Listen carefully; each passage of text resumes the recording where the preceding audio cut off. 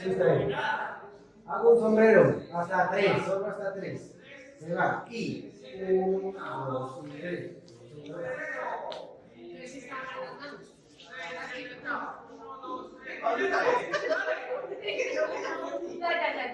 Estoy ya soy niño. Entonces las chicas quedan afuera. Eso es. Cara. No, es para la pierna. Pero no es que me tengo que hacer acá. Ahí. Abre la mano. Eso. Ahora. El hombre hasta 3. Hasta 3. Ahora sí. Lo que yo les explicaba a los chicos del martes. Esto es como la película de Karate Kid. La película de la chica de la ponga. Ahora tú haces, me voy a poner una chaqueta. 5, 6, los hombres quedan por dentro de una rueda.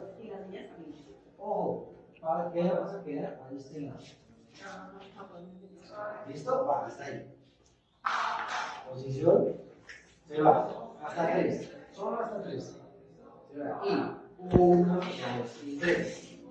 Le pongo la chaqueta. La chica, ojo, quieto ahí. Las chicas avanzan caminando. 5, 6 y 7. Quedan atrás de los hombres. Y los chicos hacen esto. 5, 6 y 7. ¿Listo? Avanzas un poquitico adelante y me voy a mi derecha. Se va. Y 5, 6 y 7. Esta mano abajo. ¿Listo? Otra vez.